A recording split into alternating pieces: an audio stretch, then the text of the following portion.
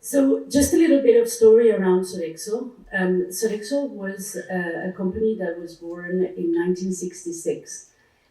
So it's not long ago.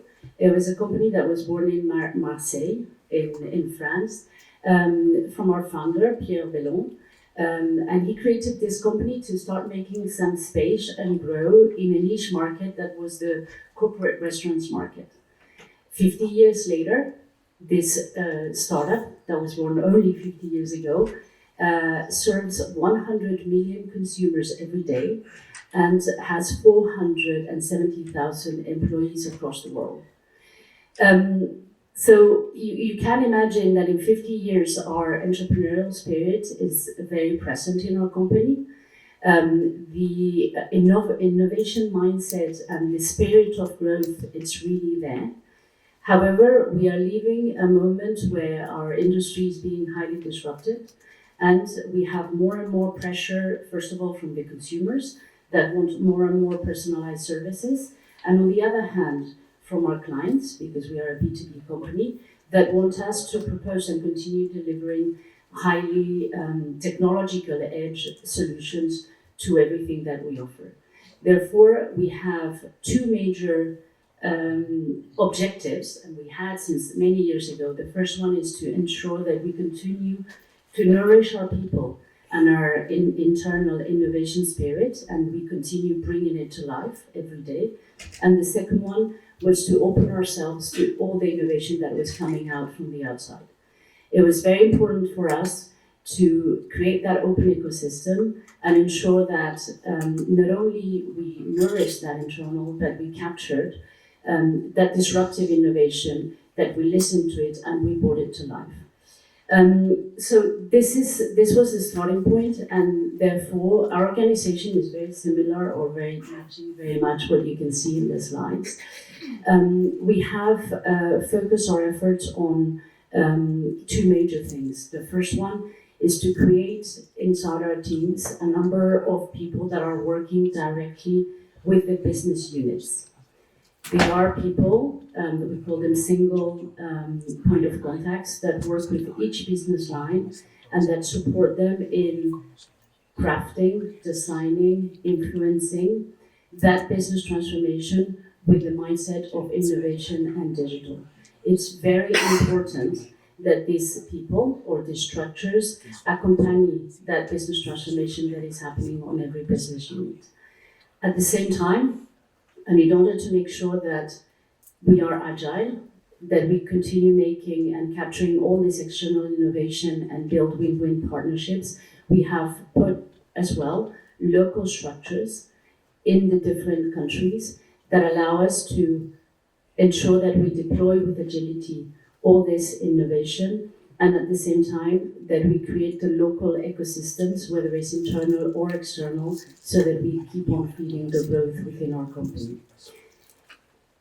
Also have created the different enablers, but I think I will deep dive into that later, which are the accelerators and the different structures, like Sodexo Ventures Corporate Fund, that supports us in building those links with the external innovation. Belen, just a question, just to also provide a sense of the size of such a structure. How many people are working in the Open Innovation Unit? So today, the direct team is 50 people across the world. It's a local team, and these are direct reporting. However, we have created a structure, and I think this is one of the key levers, which is an indirect structure. We call them transformers. So there are a group of people within the different functions and countries that have a real appetite to growth and innovation. We animate this community, and these are the people that freely support us in all the different projects or the different initiatives that we put in place. And these are around 4,000 people. Agustin, what is your structure? Well, as I said, the role of innovation in our company has changed in the last 15 years, 10 years. So when we started this new role, the first thing is that the technology and the business models in the electricity sector wasn't changing that much. So we were doing what we call R&D projects that really were incremental R&D for our business units. So we started doing this. Our product at that time, this also at that time was the kilowatt hour. We don't know, we don't differentiate with the kilowatt hour from our competitors. If one can come from Enel or multinational or whatever. So we started doing R&D related to improvements in efficiencies, in lifetime of our assets. We have more than 100 billion in assets, so improving the lifetime of our assets, environmental footprint, and so forth. So what we developed was what we call a centralized model for our R&D. So people in charge of the operations were those in charge of the R&D projects, incremental R&D projects. And we developed that model that is in place and it's working very well along this year. And it allowed us to increase our R&D budget very much along the years. But this is a model for a company that doesn't have any threat of changing the business model in the coming years. But the truth is that last decade we start seeing that first there were people that there from outside to challenge our business model. So we start seeing in the presentation before we have heard about Hola Luz, one of the retail companies that has entered into the listed market in Spain.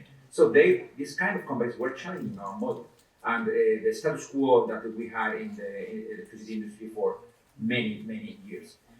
So we thought that we were missing, we had all these people in our company. You were asking, it's like 400 people doing R&D in our company. But they were very focused on improving what they were doing. But no, they were not focused on doing different things. So we started with thought, we can do two things. We can have like EDF that have 1,000 people near Paris in the R&D labs, and this is very expensive. And again, they were going to do the same. Or we could somehow look at what the world was doing and to check what kind of new technologies or new business model were going to be developed. And with this, we set up a venture capital fund, a corporate venture capital fund, so we could start having ideas and scouting companies from outside our world and to see what technologies and what business model were in place. We started doing that, and it also has different steps. We started doing that just looking at hardware companies, because we are a company that mainly deals with assets. So we look at how we can improve our assets with new technologies, wave technologies, tidal technologies, photovoltaic, concentrated photovoltaic technologies, CCS technologies, and so forth.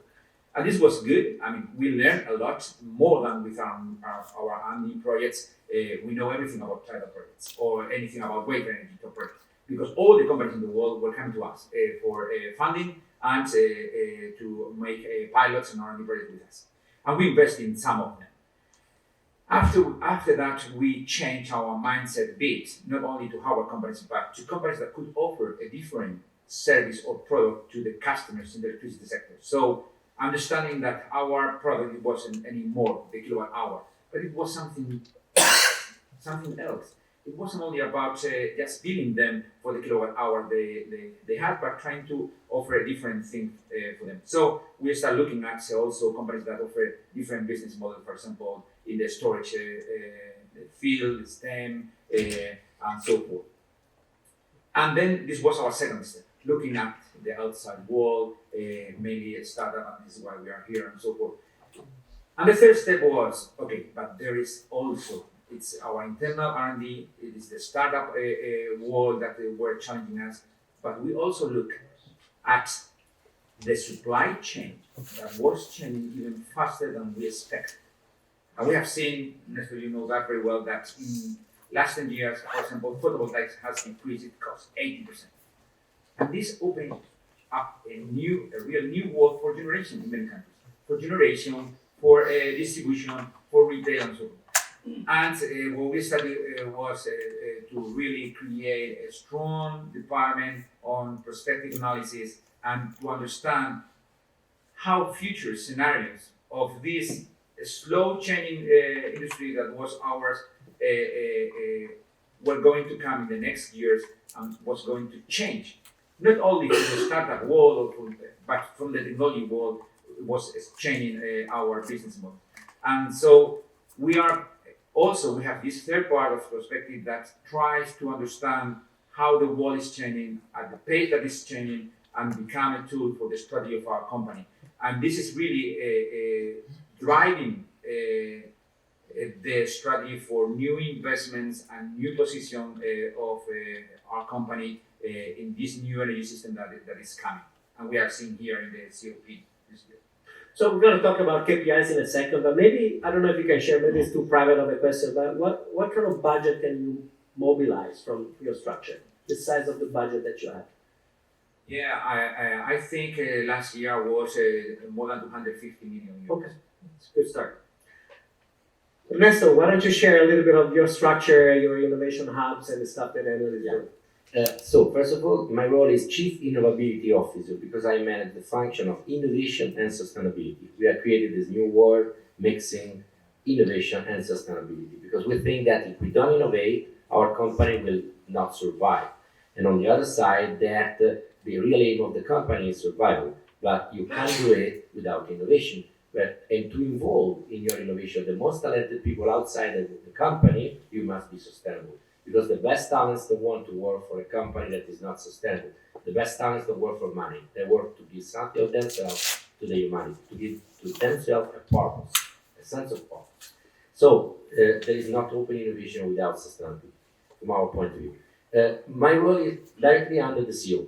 So, as in a body, you can't change one cell or two cells of your body, keeping the rest fixed. Because you are not the same person that 20 years ago you were. And all the cells, you have changed all the cells. The person that you were 20 years ago is dead. And it's essential because every day we change our cells. We change the cells of the skin of our lips every 2 hours. So after 2 hours here, you will breathe the skin of other people. This is dust. Dust is made by the skin of other people. And every 24 days, we change the whole skin. No? The same happens in a company. How can you have a separated innovation, haven't the chance to change the whole company? So we have people in every business line, in every function, and aim at changing that area. So we have innovation people in finance, innovation people in audit, innovation people in HR, innovation people in generation of production of energy, innovation people in infrastructure and networks, innovation people in the markets, innovation people in the ICT, in the digital department. Everywhere there is a head of innovation in a specific area, and this head of innovation reports directly to the head of the business area or function and to me. And I can connect all of them to people who are outside, startups, universities, research centers, inventors, and all of them are linked with me in this innovation ecosystem. And even the digital is linked because without digital you can't implement a lot of innovation. So if you look at the structure, there is a diffuse structure. Everywhere there are people managing innovation. I give to them MBOs, KPIs, incentive schemes. I evaluate them. This is not a functional relationship. It's a hierarchical relationship because unfortunately companies are hierarchical. And if we look at tools, we have innovation hubs. We scout for startups. We have 10 physical innovation hubs. And thanks to Mind the Bridge, we have a strong support in our 2 innovation hubs in the United States, in Boston, and in San Francisco. We have innovation hubs in Moscow, Scaleup, in Madrid, and in Pisa, in Catania, in Milan, in Tel Aviv, in Santiago de Chile, in Rio de Janeiro. And we look for the best startups there. But this is not enough. We use Startup Europe partnership to scout the rest of Europe. That is a huge potential, interesting source of startups. We need to look at the best interesting places where startups are. And unfortunately, ideas can come from everywhere. So we must activate ourselves. But scouting is not enough.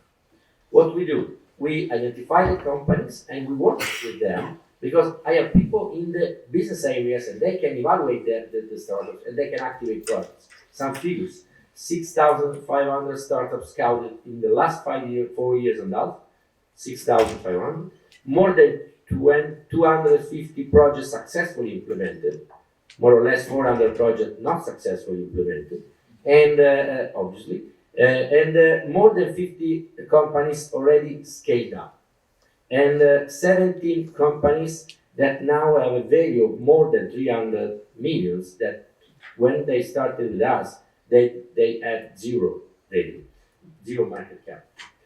So you already talked about the KPIs, so I want to go through that real quick. But maybe just to clarify this, the reporting structure. So the people in the business unit have a double reporting. So you're a champion in every business unit of the innovation area that reports, double reporting to the head of the business unit and you as a result of that. Good. And in functions too, not only in business units, even in HR, even in audit, even in financial, even the CFO has someone to manage innovation in finance. Even the legal, we actually also legal folks. Yeah, you know, we were scouting together innovative solutions, startups for the legal department because the legal can do a lot of stuff with AI and other technologies that are disrupting all of us. So if we change the whole body, we will survive. If only a part of your body is changing and the rest of the body is not changing, you have a disease. This is the problem. Many companies have those diseases, an innovative area and a not innovative part. But if you are innovative and the finance is not supporting your innovation, if you are innovative but the HR is not supporting your innovation, if you are innovative but the legal is always blocking you, you are not an innovative company. You have an innovative area in a problematic, in a company with troubles. Yeah, no, Ernesto, you are an innovative company, 18 months later. Yeah. All right, let's talk about KPIs. You already mentioned that. So, Ernesto, let's keep the flow with you. Then we go back. In this slide, we put on some potential areas of implementation. When we talk about innovation, one of the issues is which part of innovation, and number two, how do we measure?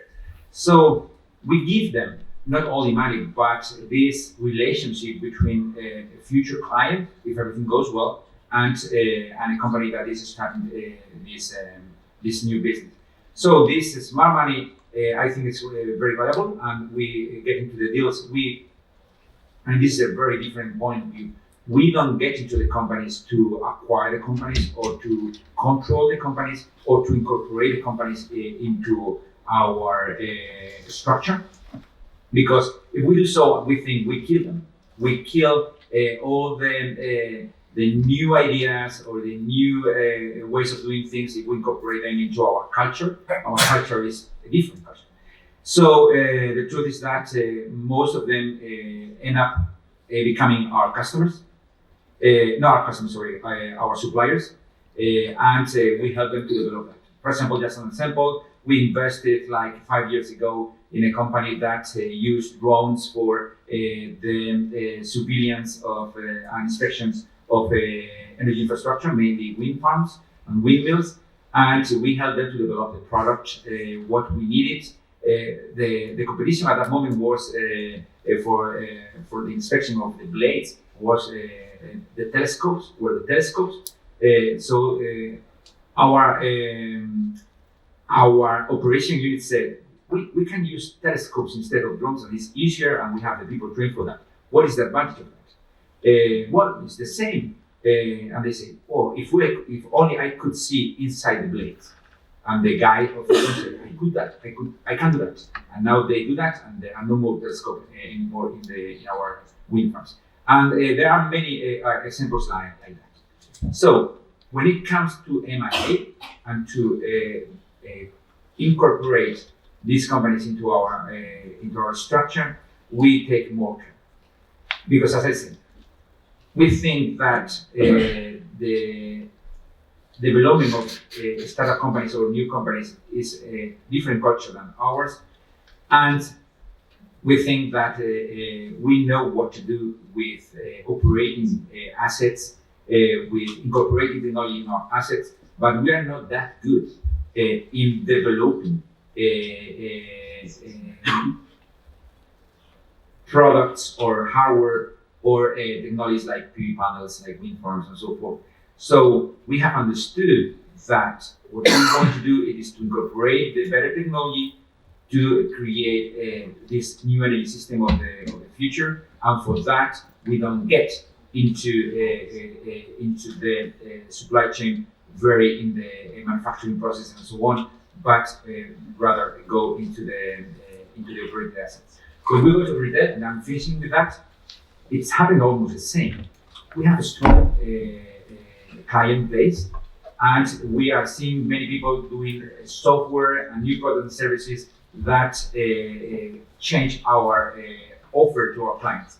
But what we are doing is really to collaborate with those who are having these new tools to offer to our clients new products and services, but not buying the companies that have those tools. Can I just ask you what is the major KPI that you need to sell to your CEO or to your board from what you do? If there is one specific. Yeah, well, there are many that are very. The number one. 250 million euros and on is not the best one because this is. He said, well, this is Spain, but what are you using this money for? Right? So, but the truth is that when I asked when I talk with Mr. Galan, he's always asking me how what you are doing is changing our renewable business, our network business mainly.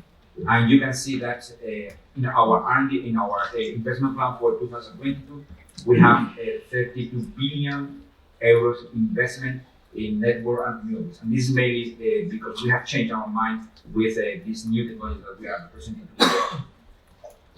So then what are your KPIs? So on our side, we are focusing on three things. The first one and most important one was to open our ecosystem. So we've been working in the past 4 years to create the structures to source and bringing the necessary outside innovation. So we made agreements with external companies in the innovation space that allow us across the world to capture that innovation, source, understand these companies and how they can help us, and equally help us in defining what are the partnerships that we can create with this external world to keep on delivering growth, disruptive growth in our vertical. So we've done this in China, India, Brazil, the US, France, UK, and we keep on growing, Sweden, and we keep on growing and looking for innovation in those markets in the world that respond to our needs in terms of disruption and innovation.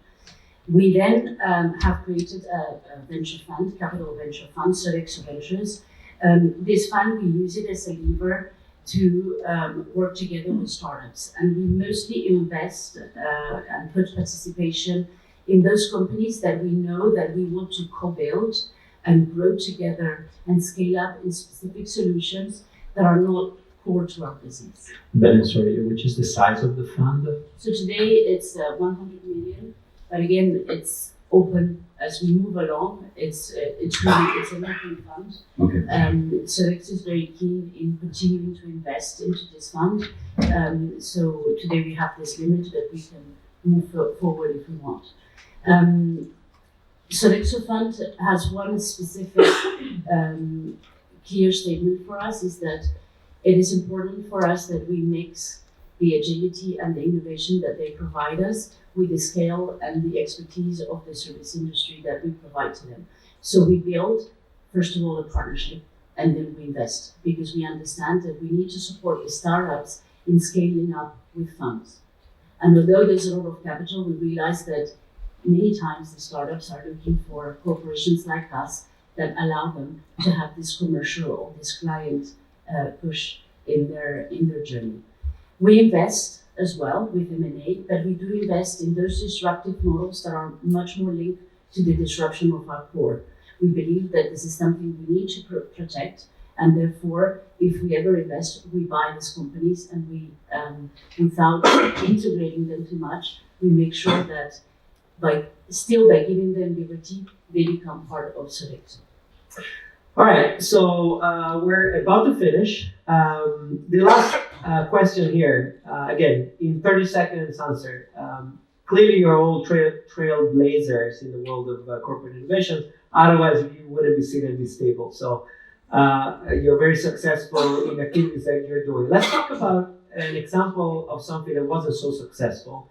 More, not to point out, but more to point out what the lessons learned out of that. So can you just in 30 seconds give us an example of an experience of an unsuccessful relationship with a startups and the lessons learned? So maybe Belen, let's continue from your side. So I think our first unsuccessful or less successful or lots of learnings was our first investment with Sodexo Ventures.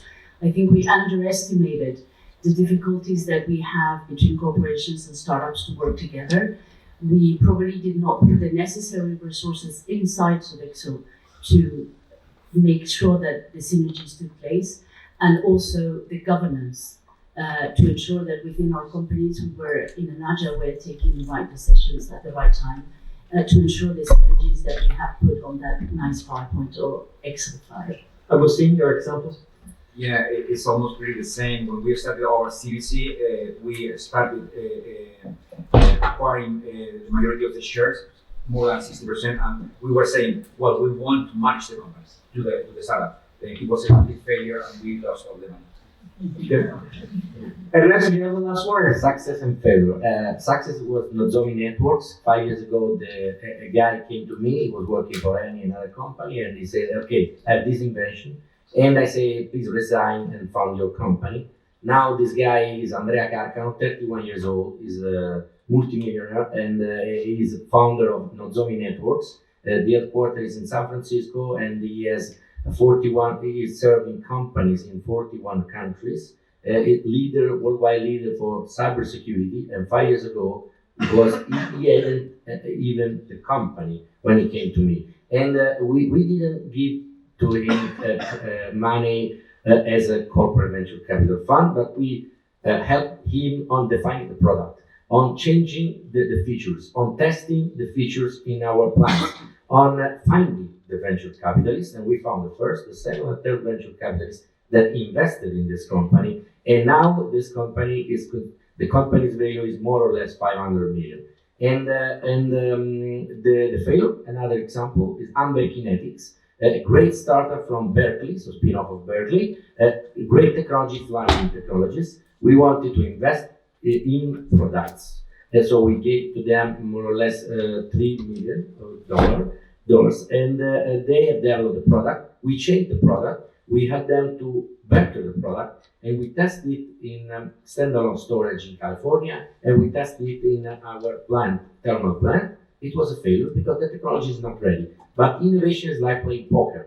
You must admit that you have to pay the pot to look at the cards, but you must be able to discard the cards and say bye-bye, because you must be ready to fail. And I should have a question for big companies investing in startups. How many companies you are invested in have failed, have gone to bankrupt? Because for venture capital funds, it's normal to let them die. But for big companies, it's scary to let them die because they go on newspapers, so they need to rehire people, they need to put fund, instead of keeping them to die. This is what we need to do, because when you have the right cars, you have to raise the pot, but when you haven't the right cars, you have to discard and you have to say, let's try again with the new one. And we are very happy because Nozomi Networks is now supporting the majority of energy companies in the world, so our competitors. If we bought them to limit them, they couldn't scale. Cool. Our cells and our lips have already changed, so it's time to move on. Thank you very much, our panelists.